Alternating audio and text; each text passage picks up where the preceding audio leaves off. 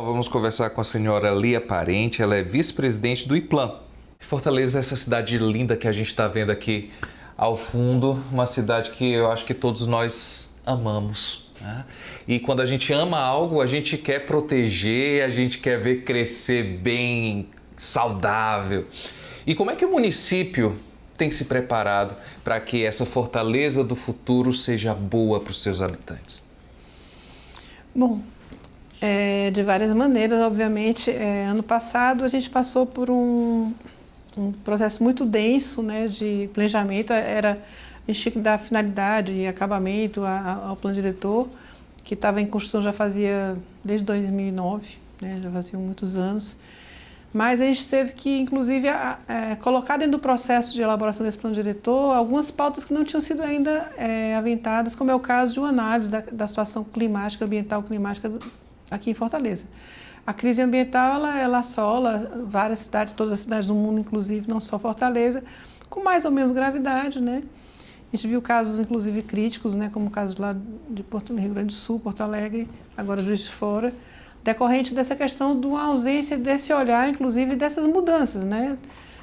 Aqui também, a gente vai urbanizando ao longo da cidade, a gente vai perdendo as áreas florestadas, as áreas que serviam para acolher essas águas de chuvas, e com isso as ruas começam a inundar, áreas começam a inundar, né? Por conta da questão dessa redução de áreas de drenagem natural.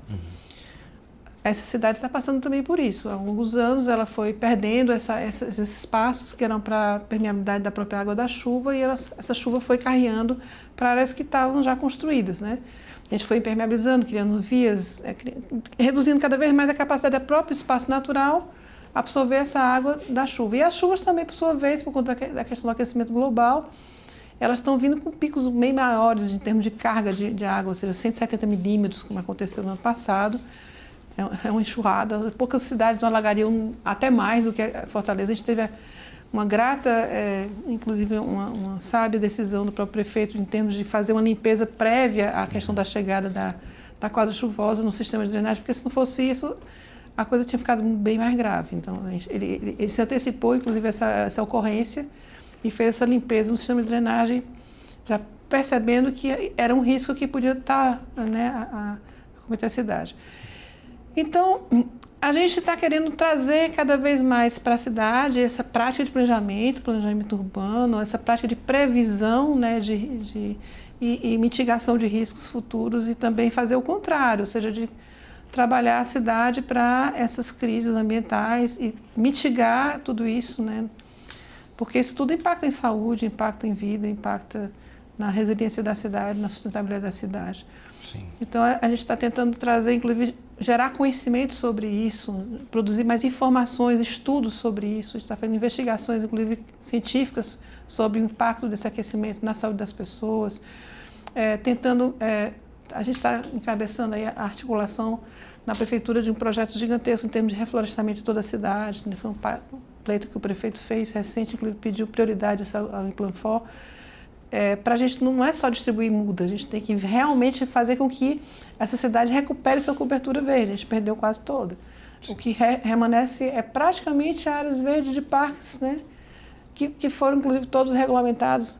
A gente teve esse ganho no plano diretor. Não existia...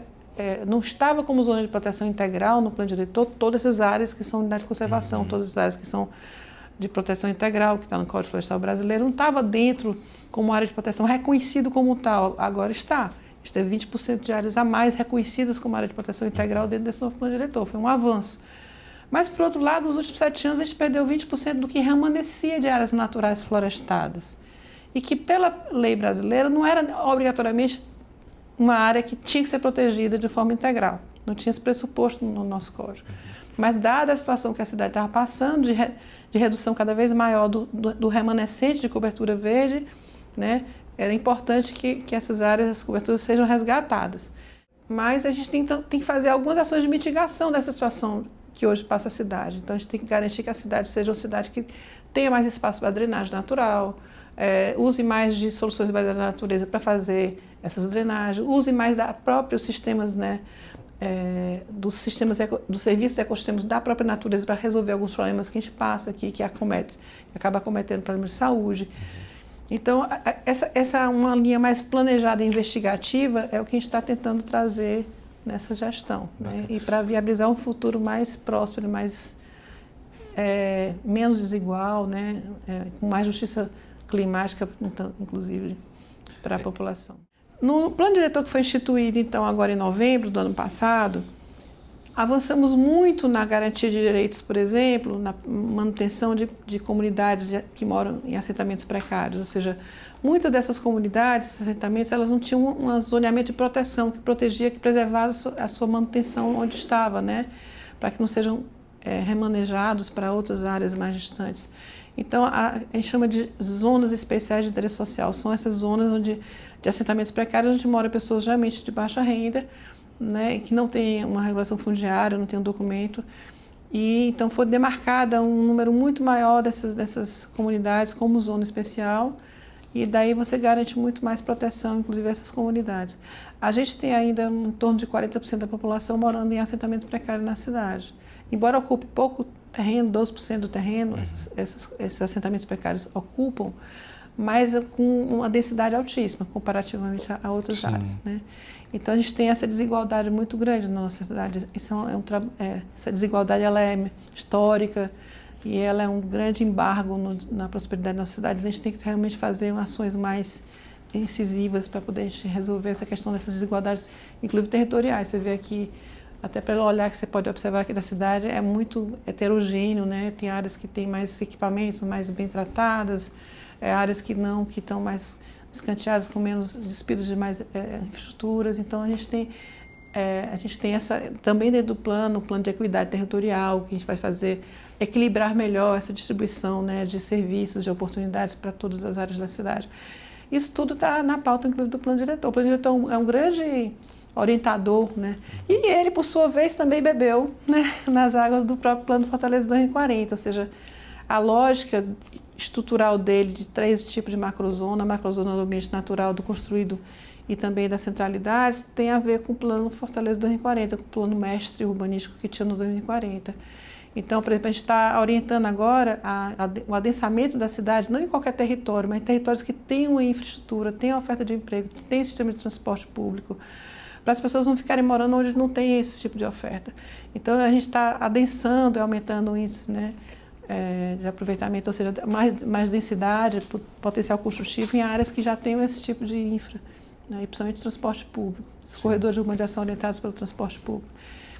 Polos também, criar mais uma cidade policêntrica, ou seja, a gente destinar também mini centros, né, ou seja, assim como tem um centro da cidade, que é um centro urbano para a cidade toda, mas também as pessoas precisam estar mais próximas de áreas que tenham todo tipo de serviço, comércio e serviço, para não ter que se deslocar sempre, como antigamente qualquer coisa era tudo no centro. Então, a gente tinha uma grande massa de bairros dormitório e uma pequena concentração de emprego e renda, todos, e comércio e serviços e atividades cívicas também, tudo no centro da cidade. Então, era um movimento pendular diário, né?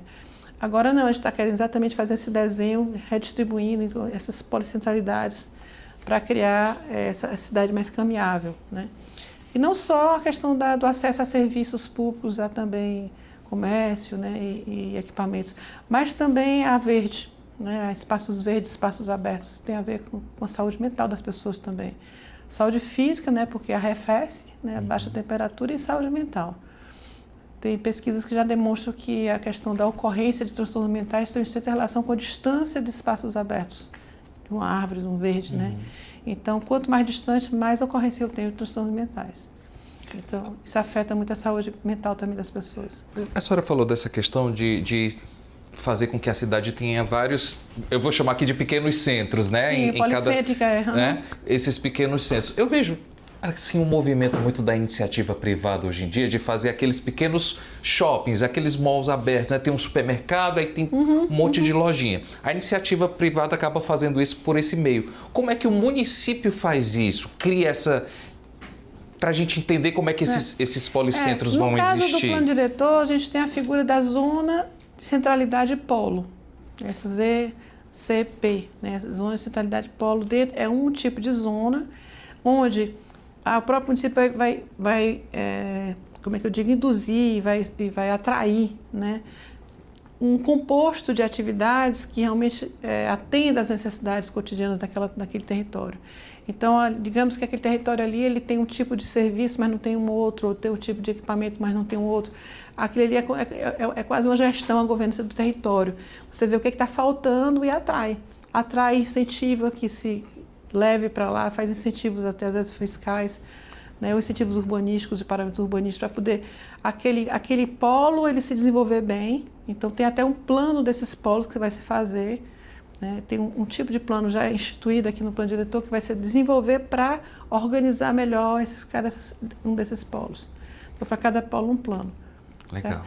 Então é um trabalho mesmo de indução com atração. Como eu estava falando, essas pautas como a cidade policêntrica, a cidade compacta, uma cidade orientada por corredores de transporte público, são pautas que já estavam previstas no Plano Mestre do Fortaleza 2040. Por isso que eu falo assim, é um desdobramento do Plano Mestre do Fortaleza 2040. Por exemplo, essa camada que o plano diretor adotou de zona, de centralidades, né? Onde tem os corredores, tem então centralidades eixo, e as centralidades polo, né? Então a polo para fazer esse desenvolvimento dessas policentralidades e a eixo para criar esses corredores de urbanização orientada pelo transporte público, ou seja, eu adensar junto onde tem oferta de transporte público, né? Tanto até viabilizo também alguns meios, por exemplo, o metrô Norte-Sul, ele é inviável economicamente, ele gera um déficit operacional todo santo dia porque ele não tem densidade suficiente para um metrô. Então, o governo do estado, para manter um equipamento como esse, ele está gastando dinheiro. Mas se eu adensasse exatamente, tantas pessoas podiam estar lá na borda do metrô, como também o próprio governo do estado podia até ter esse recurso para investimento em outras áreas e não ficar gastando, né, rasgando dinheiro por conta de um déficit operacional para manter o metrô ativo. Então, casar essas políticas, né, de transporte público com a política de adensamento, né, de zonas, né, casadas com esses eixos é fundamental. Aí eu estou gerando aí um urbanismo sustentável, né? Esse é o planejamento. Bacana.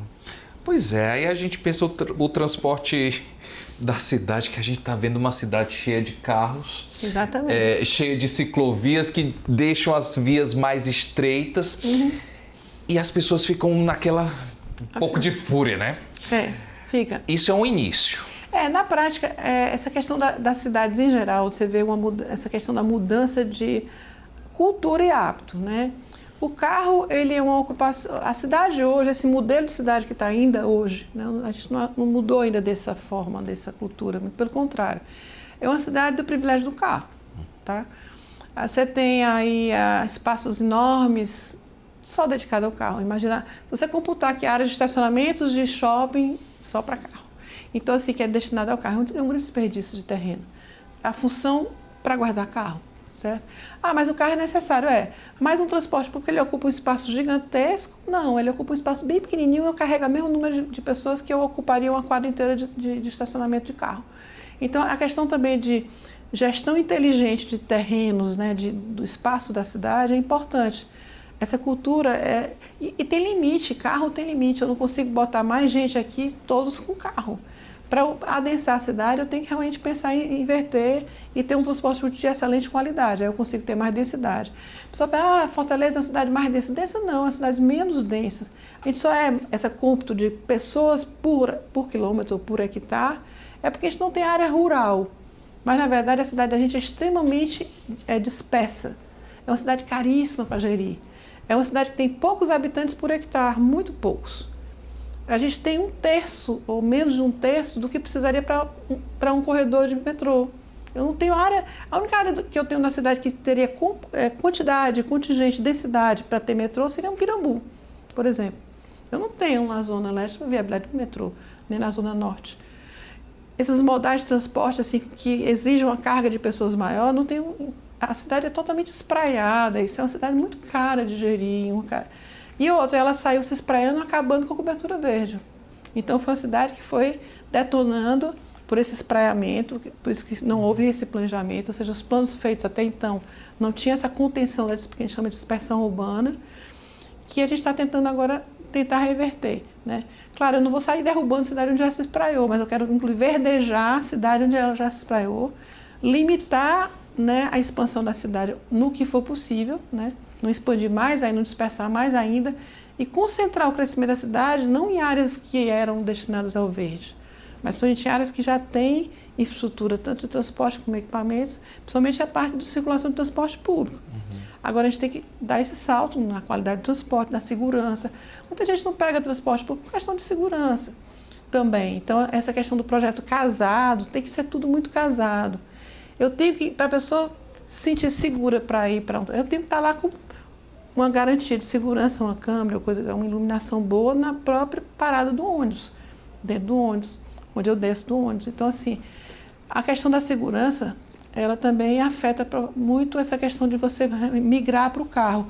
Hoje se migrou para a moto, infelizmente, para a moto, que é um transporte que é muito inseguro. A gente tem um nível de quantidade de acidentes por moto absurda, né? Uber, moto, o próprio Uber. Então, assim, as pessoas saíram também às vezes do próprio carro, mas para o Uber que também é um carro privativo. Ou Uber Moto, que ainda acumula um risco de acidentes muito maior. A gente estava aí na época do Roberto Cláudio com 70% de ocupação do IJF só com acidentados de moto, né? E é um acidente que tanto acaba com vidas, ou então produz muita invalidez, mas também, e tudo isso vai cair sobre a conta de quem? Do poder público, é o INSS, que vai pagar a conta, é a prefeitura que paga a conta hospitalar, então, e fora a própria pessoa, principalmente a própria pessoa, a vida da própria pessoa que é comprometida, né, de seus familiares também. Então, essa questão de expandir por moto, foi 300% de aumento do incremento da frota de motos. É um modal que, no mundo em geral, né, primeiro mundo, não é considerado nem transporte, é considerado esporte, por causa da insegurança. Aqui a gente está tratando ele como um transporte, mas não é. Ele tem um risco muito grande de acidentes, e acidentes fatais, né? Então, é difícil nessas alturas a gente contornar essa situação. A gente tem que fazer um trabalho de sedução, né, para um transporte de qualidade, né, seguro, de qualidade e de garantia de segurança. Eu acho que essa questão está se discutindo aí muito no mundo, a questão da tarifa zero, até para atrair para o transporte público, talvez seja um viés importante, mas isso aí está em discussão, né, no Brasil em geral. Mas tem coisas que não tem outro caminho. A cidade tem limite de comportar mais carros. Não tem outro caminho. Então, tem coisas que congestionou, congestionou, mas o que fazer? A gente não consegue reproduzir e alargar a via de infinito, porque calçadas, coitadas, essas que estão ainda cada vez mais exprimidas, até pelas vias dos carros ou pelos prédios, né? Eu fiquei com uma dúvida dessa questão de trazer mais verde para a cidade. Como é que seria? Já que a gente não vai derrubar o que... Você falou em carro. Pensa aí, o que é mais importante na tua situação da cidade? Eu plantar uma árvore ou eu plantar um estacionamento a mais do lado da área pública para carro? Estacionamento aqui na via pública. Porque cada faixa dessa de estacionamento na via pública podia ter árvores nela. Ou, de vez em quando, bota estacionamento, 2 estacionamentos, uma árvore, né? Podia criar uma zona de parque. Tem cidade que está fazendo isso. Porque a calçada é estreita, tem que ter o cadeirante, tem que ter a pessoa, o pedestre passando. Tem, às vezes, a faixa de bicicleta. E aí, onde é que eu ponho a árvore? E tem a fiação elétrica, concorrendo também, que é outro problema. E onde é que eu ponho a árvore? Então, assim, a gente vai ter que ter algumas opções de escolha. A gente vai ter que fazer algumas escolhas. E a temperatura está subindo, né? Eu estou aí com 1,5 graus a mais. Eu tenho diferença de temperatura, a gente instalou 10 câmeras, aliás, 10 sistemas meteorológicos, né, de estações meteorológicas, melhor dizendo. E a gente tem uma variação de 6 graus entre um local e outro.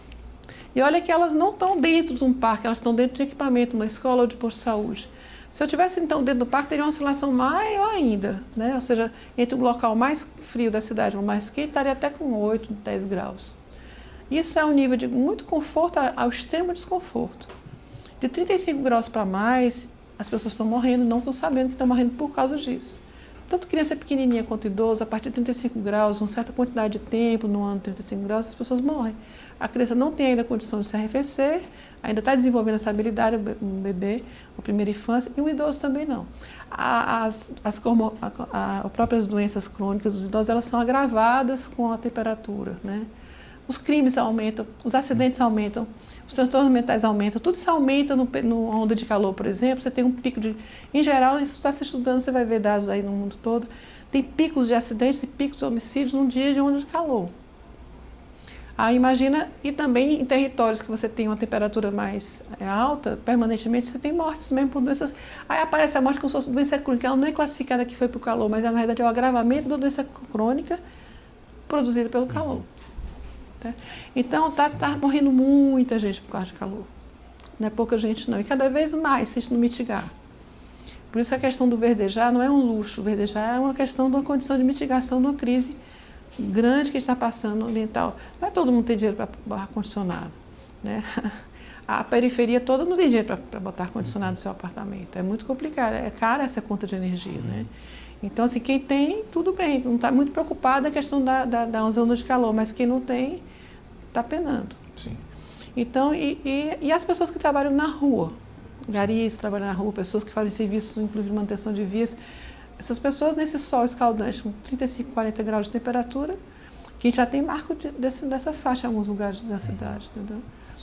Esse é um problema. Essa questão do aquecimento é um problema. A gente está fazendo estudo sobre exatamente isso, juntamente com a saúde, a gente vai gerar protocolo, vai gerar sistema de alerta, a gente está produzindo exatamente esse estudo dos impactos, a situação como está, nos vários territórios da cidade, é muito diferente, inclusive, como eu falei, é uma diferença grande de temperatura entre um território e outro no seu dia a dia. E a gente está analisando exatamente os impactos na saúde dessas pessoas que moram nesses cantos mais quentes.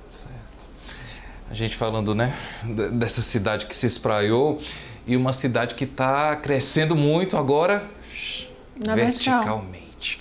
Como é que tem sido isso? Houve essa liberação desses super prédios agora ali no litoral. Daqui para frente, como é que isso impacta e o que é que nós teremos daqui para frente? Olha, esses super prédios, a princípio, eles impactam sim, todo mundo sabe, já tem pesquisar impactos dos super prédios, qualquer pessoa vê. Eles concentram muito, primeiro eles fazem uma extrema concentração de número de pessoas, numa saída, numa entrada, numa saída no mesmo ponto. Claro que o que tem ainda que mitiga um pouquinho isso é porque, em geral, esses super prédios que estão sendo feitos de grandes unidades, um por andar, 2 por andar no máximo, então não tem um contingente, ele tem muitos andares, mas tem um contingente populacional pequeno, certo? Se não fosse isso, se eu estivesse fazendo um super prédio de pequenas unidades, eu estaria gerando um impacto no trânsito absurdo, certo? Mas, de qualquer maneira, tanto a paisagem quanto eu afeto a paisagem, sim, porque eu barro o vento, eu gero uma ilha de calor. Atrás, a gente tem um vento que é só lateral, é só leste, quando muito faz uma variação sudeste ou nordeste, dependendo do horário ou da ocasião do ano. Então, eu boto um prédio, um paredão, lá enfim, 40, 50 andares. Eu faço uma sombra do vento. Eu sombreio o vento para o prédio do lado. Então, eu crio sombras de vento. A gente também está estudando exatamente essas sombras que estão sendo feitas, porque o que ainda reduz um pouquinho a questão das ilhas de calor é o vento. A gente tem um vento generoso até agora na cidade, mas se eu encher isso aqui de super prédios, a cidade vai ficar inviável, né? Então, e fora a paisagem, eu interrompo a visada de sol, de vento, de luz, de céu, assim, essa questão desse espaço, né, visual, a paisagem natural que eu deslumbro, e quando eu boto um super prédio, eu fecho, encerro, e tem impacto também em termos de saúde mental, né? Então, essa forma não necessariamente é uma obrigação. A gente pode, como a gente viu, Roma Antiga tinha uma densidade 5, 6 vezes maior. Roma Antiga, na Antiguidade, tinha 5, 6 vezes maior do que qualquer quadra de Fortaleza, mas eu não tinha super prédio, só tinha 4 andares, quando muito. Eu não preciso de super prédios para aumentar a densidade populacional, eu não preciso de super prédios para poder abrigar mais gente com o crescimento populacional da cidade. É uma anomalia. Na verdade, ele é mais uma viabilidade econômica, né, do investidor e do empreendedor para otimizar o custo daquele terreno. Mas no aspecto de cidade, né, de população, de ambiente urbano, aquilo ali não tem vantagem, né? Não é uma tendência, tá? Não vai ser uma tendência. E é uma estética que agrada a alguns, sim. Tem pessoas que acham lindo, né, esse super prédio, tem pessoas que não. A preocupação da gente não é na estética, se é lindo ou não. Porque isso aí eu acho que não cabe a gente julgar. A gente está analisando mais o impacto ambiental deles. Mas isso aí, com o tempo, a gente está exatamente começando a fazer esses estudos e vamos ver, né, e repassar uma orientação a partir dessa análise do como é que é o impacto ambiental e também em termos de saúde, né, física, em relação também a aquecimento, a impacto visual, a paisagem, do que vai estar se fazendo. Né? Mas, a princípio, um urbanismo sustentável não prevê superprédios, certo? A cidade compacta é uma pauta do urbanismo sustentável, mas a cidade compacta não quer dizer superprédios, deixando claro isso. A cidade compacta, ela faz o quê? Ela organiza em espaços, né, uma maior densidade de população para liberar outros espaços que tenham interface em maior área possível de verde. Ela faz o contrário, ela pensa densa, mas tem uma interface maior dessa área adensada com verde. Porque esse contato com o verde é importantíssimo. Isso é uma cidade sustentável, ela tem essa conexão da área construída com a área natural. Quanto mais interfaces, mais, que chama de fins, mais reentrâncias eu tenho em contatos, interfaces dessa área construída com o natural, mais saudável é a cidade, né? E a população pode usufruir desse contato. Então, mas essa cidade compacta eu não preciso fazer com super prédios. Eu posso fazer perfeitamente uma cidade compacta, mais densa, eu posso quadruplicar, quintuplicar aqui a densidade da cidade, se eu quiser, em áreas de corredores, em área que tem equipamento e infraestrutura já existente, sem ter super prédios. Né? Não preciso, não é uma necessidade para viabilizar, recepcionar mais gente para morar na cidade. Como é que o cidadão que está acompanhando aqui esse nosso bate-papo, essa nossa conversa, como é que ele pode imaginar a Fortaleza daqui a 100 anos, com base no que estamos construindo hoje? Olha, nosso esforço tem sido grande. Primeiro, esse esforço de perceber as tendências e riscos. Né? A gente tem que começar a se antecipar mais a isso. Né? É uma pena que algumas cidades brasileiras não se anteciparam a isso e tiveram aí calamidades terríveis, mortes, né? A gente está tentando não passar por esse mesmo sofrimento e se antecipar a isso, começar a usar de recursos, de tecnologias, de ciência para se antecipar a isso. Isso eu acho que é inteligência em gestão de cidades. A gente está querendo incorporar isso, então a gente está com a perspectiva de tentar começar a ter uma cidade que tem um futuro, né?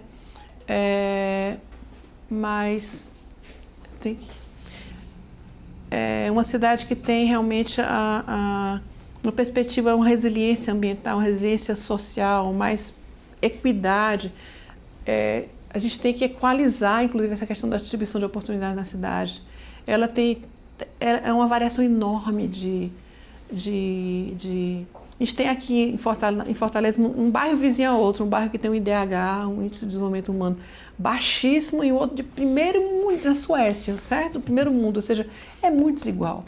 A gente tem que equilibrar isso, a gente tem que distribuir melhor essas oportunidades. Esse trabalho é quase de acupuntura urbana, a gente tem que fazer, é o que a gente está tentando fazer. Eu espero que a gente consiga exatamente reduzir essa desigualdade da cidade. Daqui a 100 anos a gente tem uma cidade muito mais igual em termos de oportunidade, mais sustentável, né? Mais resiliente a crises climáticas, a gente tem agido em relação à mitigação dessas possíveis crises, a gente consiga arrefecer, voltar atrás na questão da redução do aquecimento, pelo menos o que for possível. Claro, o mundo como um todo ele está se aquecendo, mas a gente pode territorialmente fazer esse arrefecimento, e é muito importante isso. E impacta. Mesmo que o mundo aqueça 1, 2 graus, 3 graus, como está se prevendo aqui até uns 100 anos à frente, a gente pode localmente criar esse microclima e fazer esse arrefecimento aqui com esse verdejar, né, com essa tratativa toda. Essa questão dos picos de chuva tende a acontecer até não só por conta da própria cidade, mas também da vizinhança como um todo, da região. Mas temos muitas ferramentas para mitigar esse impacto, né? Então, 100 anos, eu penso assim, uma cidade bem resiliente, preparada realmente para acolher essas oscilações, mas sem sofrer, né, sem a população sofrer por isso. Menos igual, que tenha distribuição tenha mais equidade na distribuição de oportunidades, tenha mais distribuição de emprego, seja toda caminhável, a gente chama de cidade dos 15 minutos, você possa acessar tudo a pé, né? Em 15 minutos você possa acessar uma área verde, uma área de lazer. É esse desenho que a gente está desenhando, essa cidade, melhor dizendo, que a gente está desenhando. e que a gente espera conquistar, né? Claro, com toda a população, o mercado compreendendo, né, esse projeto. É esse o caminhar que a gente está tentando fazer. A gente espera que daqui a uns 400 anos de Fortaleza, a gente tenha mudado um pouquinho a tendência da cidade, né? No lugar de ir para Morro Abaixo, ao contrário, a gente construiu umas colinas verdes aqui dentro e as pessoas, né, mais felizes e mais saudáveis. Pois é. Assim, as pessoas gostam muito de jogar a responsabilidade para o outro, né? No caso aqui, jogar para o poder público. Mas de que forma nós, população, podemos contribuir para que isso tudo que está sendo planejado, ele se torne uma realidade e se torne uma realidade benéfica, né, para esses 100 anos aí para frente? Como é que a população pode contribuir? Olha, eu falo, não existe uma maneira do poder público resolver isso sozinho. É até o contrário, a gente, quando muito, pode fazer essa orquestração, mas os músicos é a população, certo, da orquestra. Então, assim, esses instrumentos, os músicos, quem opta pela música, isso aí tem que ser, é a população que tem que se engajar nessa luta, que é uma luta. Como você falou, e o transporte, e o carro, são opções, a gente tem que começar a fazer opções, entender e ter consciência dessas opções que a gente está fazendo. Quando eu começo a impor e tentar exigir, né, que o meu carro particular tenha um espaço, não dá para... Eu tenho que pensar no coletivo. Então, essa questão do senso coletivo, ou ele começa a vir à tona e as pessoas pensarem se eu faço, se todo mundo fizesse, a cidade melhoraria ou pioraria? Essa questão do querer, né, para os outros também, eu querer para mim, mas não permitir para os outros, essa questão, essa visão individualista é o grande problema da cidade, né? Todo mundo só quer o melhor para si, mas não tem um senso coletivo, perdeu o seu senso coletivo. A natureza está aí, acabada por nós mesmos, porque todo mundo só quis pegar e ganhar cada vez mais dinheiro nos seus terrenos e dane-se o verde da cidade, ou seja, é uma visão muito do seu umbigo.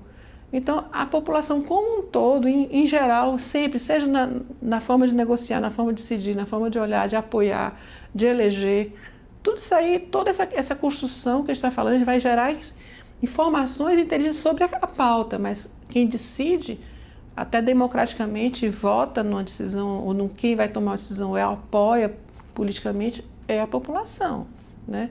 Então, tanto é que o IPLAN-FOR, uma ação importante é gerar conhecimento, difundir conhecimento o tempo todo para a população se posicionar. É importante o posicionamento da população nessas pautas. Até porque exige dela mudança de hábito, né? Mudança de postura, mudança de apoio. Às vezes, quando a gente vai fazer... isso aqui a gente não quer isso. Vocês fizeram, cortaram, diminuíram, botaram ciclofaixa, mas o transporte ativo ele é mais saudável, ele traz saúde para a pessoa e ele também... Ele não emite gás de efeito de estufa, ele não aquece a cidade. Então, mas a gente prefere o espaço para o carro do que para a bicicleta. Mas todo mundo andasse de bicicleta era mais saudável até para a própria pessoa e para a cidade também. Não só para a pessoa, mas para a cidade também. Quando eu estou com o carro, eu estou fazendo a emissão de gás de efeito de estufa na cidade, estou aquecendo a cidade, né? A moto, além do gás de efeito de estufa que eu carburo, ainda tem a questão do gás cancerígeno que eu também emito. Então, ainda tem esses outros problemas que vão... mas a moto é mais barata, eu quero mais barato. Sim, a pessoa que está cheirando o gás carburado da moto que produz câncer, né? Então, tem questões aí de ordem de escolha, né? E a população, o que a gente vai tentar fazer ao longo desses anos é gerar conhecimento sobre os impactos positivos e negativos dessas escolhas, né? Mas quem, na verdade, enfrenta e decide, muitas vezes, é o poder público. Claro que ele tem um grande poder de decisão, ele foi eleito para isso. Mas ele precisa do apoio da população em realmente poder permitir fazer essas escolhas. Ele escolhe, mas ele pode ser colocado ou descartado no poder a depender de quanto a população reconhece nessas escolhas um bom caminho, né?